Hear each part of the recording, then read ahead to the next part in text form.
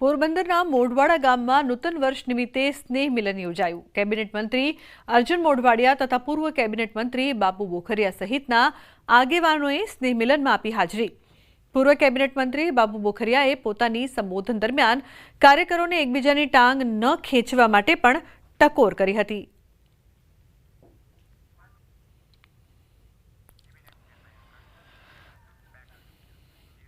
केन्द्रीय गृहमंत्री अमित शाह गुजरातना प्रवासे छे। गांधीनगर में अमित शाह नवा एमएलए क्वार्टरનું लोकार्पण कराયું।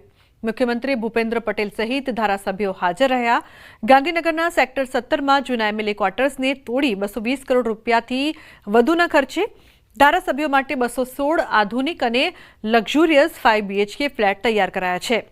આશરે 28,000 ચોરસ મીટરની વિશાળ જગ્યામાં બનાવ્યા છે સદસ્ય નિવાસ।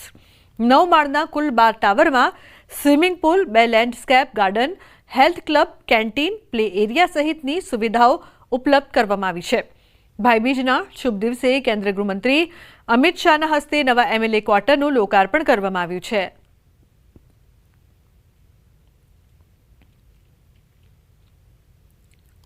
નિવાસ સંકુલનું જેમાં 216 ફ્લેટ છે અને 325 કરોડ જેવો હાલમાં ફેઝ 1નો ખર્ચ થયો છે।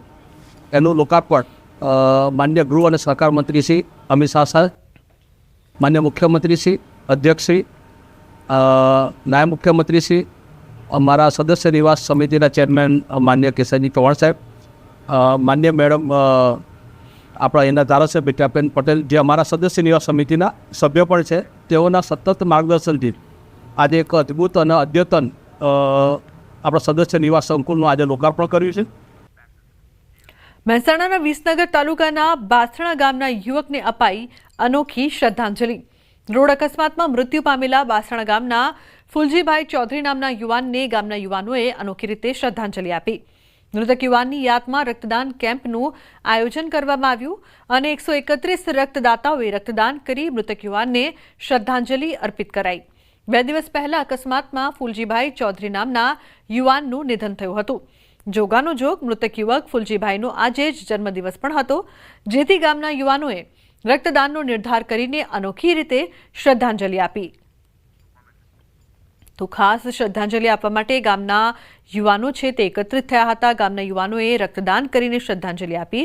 અકસ્માતમાં મૃત્યુ પામેલા યુવકને અનોખી રીતે શ્રદ્ધાંજલિ આપવામાં આવી। ગામમાંથી 131 બોટલ રક્ત એકત્રિત કરાયું અને દાન આપવામાં આવ્યું।